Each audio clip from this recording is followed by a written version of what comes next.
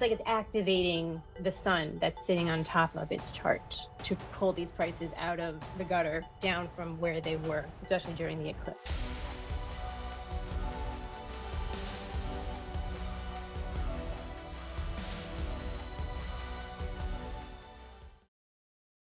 For Bitcoin for the month of October and also November and December? So right now, the sun in the sky is sitting on the top of Bitcoin's chart, sitting next to its midhaven. And that could be one of the reasons why Bitcoin's price has jumped up as it has done, pretty recently. With a planet at the very top of any coin's chart, we're looking at Bitcoin, it tends to raise the price. Now, this isn't always. I would say most planets except for Saturn, this will do it. Saturn sitting on the top, I would say it would push the prices down because Saturn limits, but the sun's on the top. So it's like it's bringing it into the spotlight, shining it, pulling the prices up from the bottom from when they went down to around the eclipse time. Now we also have Atlas, 3i Atlas, that comet that is next to Mars. I'm not an expert on comets. I felt that this was going to influence the markets because Mars is action. It makes things move. Now it could have done the opposite. It could have made them fall, but it seems to be having a positive effect, causing more action along with Bitcoin's sun sitting at the top of Bitcoin's chart. Now, just on 3i Atlas, I mean, it's not behaving like a comet. I don't want to start talking about 3i Atlas. People can go look that up on YouTube. I know. There's a lot of debate about what sort of body it is, whether it's a alien spacecraft or something new or a comet. We don't really know. But is there some way that that's going to influence us astrologically? Are you sure about that? I can't 100% say that I believe it's a comet or I believe that it's something else. But because that it's an interstellar object, whatever it is, I feel that it is going to influence us because I do believe that we are an electric universe. Yes. Everything is it's like electric current. So if there's something coming in interfering with this, our electric current, I feel like it's going to affect us. I don't know in what way. I do see like big changes coming in with a comet, especially one from out of our solar system. And I see that more as ending cycles and beginning new cycles, and that can be on many many different levels. But for Bitcoin, it seems to be having a positive effect so far, going next to Mars. It's like it's activating the sun that's sitting on top of its chart to pull these prices out of the gutter down from where they were, especially during the eclipse. Okay. All right. So that's October. October. So Bitcoin, the sun is at the top. I'm not an expert in astrology, and that's a Yeah. good sign. So it Mhm. looks positive for October. So what about for November? Okay, well, hold on. We got to back up a little bit. So for right now, this is Mhm. the full moon. This is the midpoint of the cycle. So looking at when the new moon was, it was in September 21st. Sorry, we're still under these eclipse like energies. So while we're having this great time right now with Bitcoin's price and other crypto prices, there could still be some volatile movements or unexpected price movements. Mid October, Bitcoin's having some transits in its chart that are very challenging. October 14th, Lilith is square to Bitcoin's Neptune. Now, Neptune in Bitcoin's chart, I feel, is very, very important. It does things to Bitcoin's price that are extremely unexpected. And while this transit is challenging, it's signaling challenging prices, negative prices. If you're trading, whatever you're doing, watch around the 14th for the prices to really move. Now, they could go down or they could go up. I guess what I'm trying to say is with Neptune transits, always expect the unexpected, and it could be positive or negative regardless of what the transit is telling us. I've learned with Neptune not to have such a strong feeling of one way or the other because it just does things that we don't expect. There's been challenging Neptune transits before, and I have looked at it and said, okay, it's going to be very challenging, but it was extremely the opposite direction. So I would say around October, mid-October, look for strong movement in the price again. It's showing down, but it could just keep moving up in the rest of this month. I look at the cycles from new moon to new moon because the moon is a large driving factor. You know, the new moon, it starts a new cycle. So the next new moon is October 21st. And that's the first new moon after we had the eclipses. So it's like it's starting a fresh start with the market, with the prices. And during that time, the North Node that's moving in the sky will be in a really positive conversation with Bitcoin's sun. So I do see the rest of October, end of October as well, to be very positive. Mid October, we could have some challenges or it could keep moving up, but the new moon on the 21st, I see that as having continuous positive upward trajectory. Okay. And November? Um, November is interesting because in November, Mercury will station retrograde. Hold on, let me see what Now, date that now, is. retrograde, for people who don't know, it looks like it's going backwards. Like from us here on the sun, it looks like when a planet goes retrograde, it looks like it's moving backwards. But all it is just changing. Well, it's just part of its orbit. And but when it Right. goes retrograde, it's supposed to be more powerful or potent or something. It's supposed to be more chaotic. Like Mercury represents trading, communication, electronics, technology. So it usually brings this chaotic mood and energy into the mix. And a lot of times it's not good for crypto or Bitcoin's prices. Not all the time, because there's been times when everything's been fine, but a lot of times Mercury retrograde is a signal of very challenging prices. November 9th is stations retrograde. Now, 2 days before that, Uranus will move back into the sign of Gemini because Gemini is retrograde as well. We have many what is it? Mercury, Uranus, Jupiter, Neptune, and Saturn will all be retrograde still at this time. Pluto's direct. I think it goes direct at the end of October. But so all these planets will be retrograde. So it's like this chaotic slow burn in the background. It's not physically in your face, but there's this like noise that's in the background that is just it's like what is it? Like those war drums that like slowly get louder and louder. That's what like the energy is, especially when Mercury goes retrograde. Because it also interferes with people's daily lives, how they're communicating, what they're doing. So with Mercury retrograde, Uranus retrograde, challenging. But we also have on the new moon of November the 20th, Uranus will be sextile to Neptune. Now, this is in the general charts. This is not Bitcoin's chart. That's a very positive like very positive. I would say if there is going to be a market run up, I would even possibly say all-time highs. It could be around this time. Now, I say it could be because it could also be signaling a run up before a crash because Uranus and Neptune will both be retrograde, but Mars will be squaring to the North Node. Now, I've done extensive research on market crashes and market run-ups because back in April, there was a transit occurring that I read as it having like all-time highs, going, crazy high, but we had a crash instead. So I wanted to know why did this happen? And Mars, planet of action, gets things moving, but it can get them moving in a positive or a negative direction. And looking back at history, I've found that Mars seems to be the driving factor in crashes and all time highs. With Mars squaring to this North Node during this really extremely positive transit of Uranus and Neptune, it could, and Mercury's retrograde. So again, we could have this run up of prices and then the 20th around there comes along and then the market crashes. Or it could just keep moving up. But with Mars squaring to the North Node, that's a signal to me that a crash could be coming in. So I would say on around the 20th, that's the new moon, look for extreme market movement. Now, again, this could be positive. It could be positive before a crash.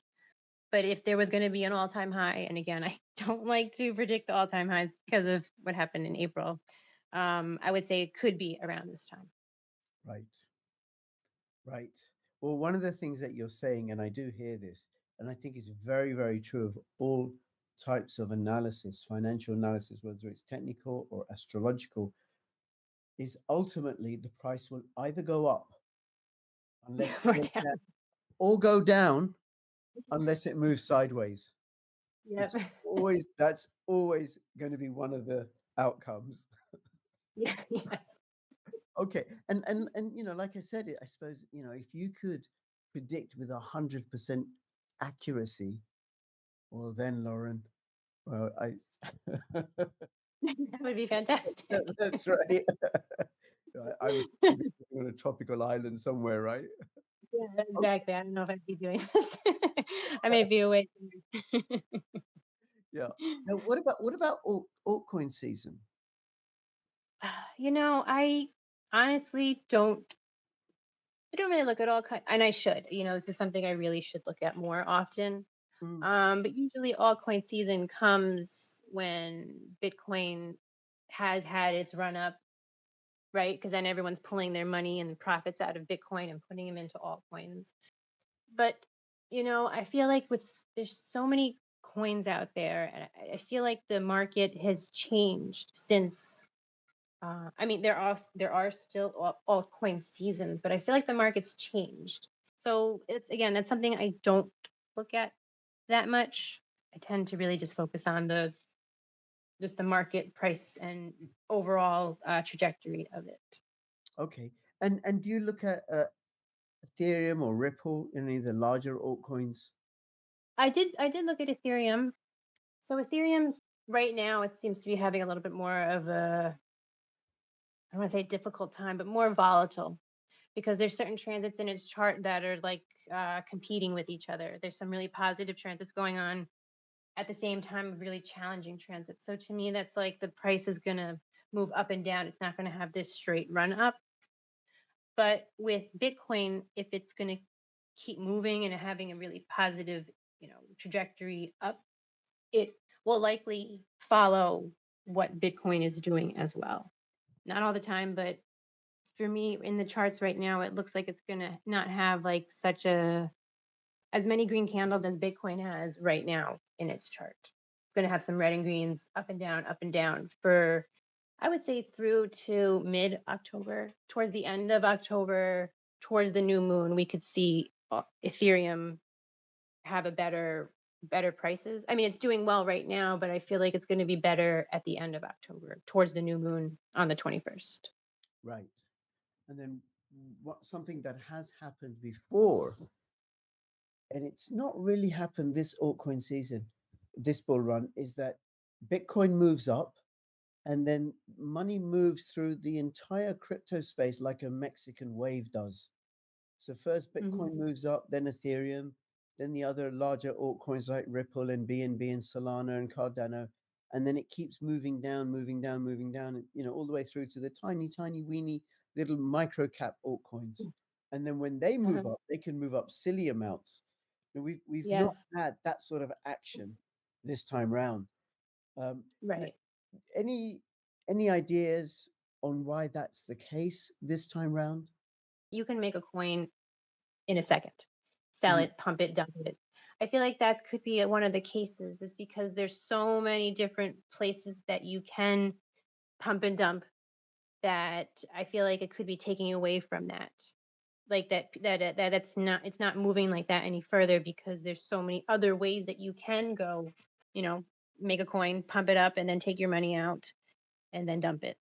So I feel like that the tides have turned with that because there's so many options that it doesn't move through that wave like pattern anymore. I suppose the meme coins phase Yeah. swallowed up a lot of money, created a lot of losers. People Yes, and yeah. lost a lot of money from that. Okay.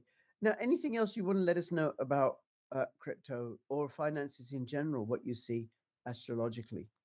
The outer planets, they've moved into new signs.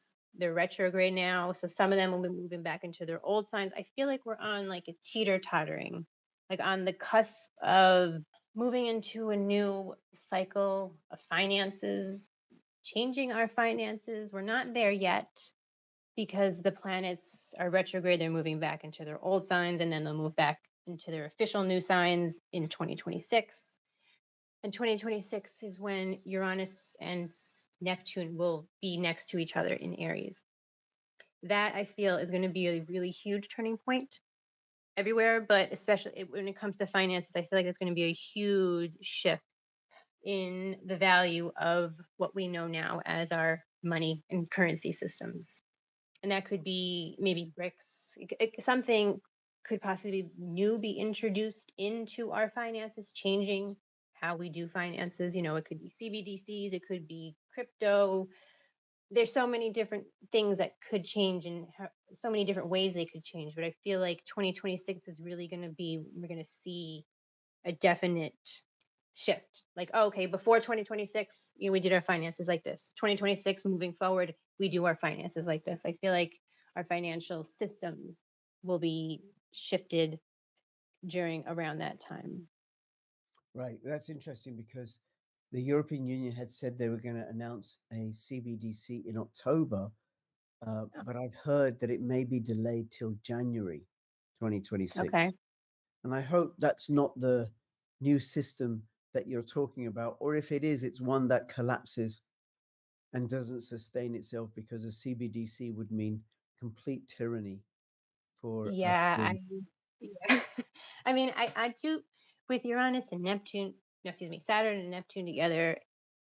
That is a signal of the old systems trying to hold on to their power for dear life, because people are changing. People are realizing that things are corrupt. There's different secrets that are coming out of the closet. People are realizing, people could be pushing back more at it.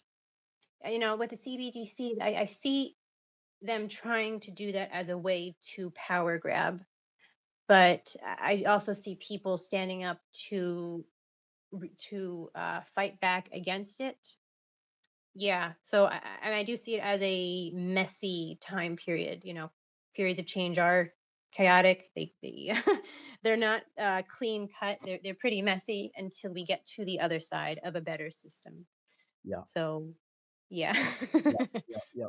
These are turbulent times, and one of the things I know, some of the planets are lined up currently to how they were in 1968, when there was revolutionary fervor all over certainly over the Hmm. Western world, in Europe and the United States. At the time, it was a very tumultuous period, and here we are again with the same similar planetary lineup to that. Saturn and Neptune mainly because they're at Aries 0 degrees. That hasn't happened in hundreds and hundreds of years. So we're really like on the precipice of something new. Could be in a way that we don't even have the mental capacity to understand at this time. Okay, Lauren, do you want to let the listeners know what it is that you offer again on a personal basis to people? I offer personal astrology readings, also offer crypto consultant readings, like for technical issues and setting up wallets and all that stuff. And you set up a free 15-minute consultation. I talk to you about what you're looking for.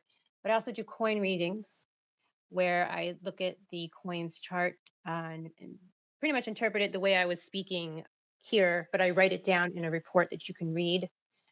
And I can do it on a coin that you choose. Or if you want to have a astrology reading about your own personal trading, which I feel is one of the most important things to do, because sometimes the all-time high might not be the time for you to trade. Maybe it's a different time. Sometimes planets in your chart are affecting what's going on with your own personal trading. And again, that's the same link on my X page. Yes, and the X account is x.com/crypto consult 15. And then you can follow her there and then get her other links and then contact her. And I do recommend at the very least you have a 15-minute reading with her and try this out. Lauren, thank you. The Coin Republic, thank you. Everybody who's listening, thank you. This is Crypto Rich signing out. All the best. Bye bye. Thank you.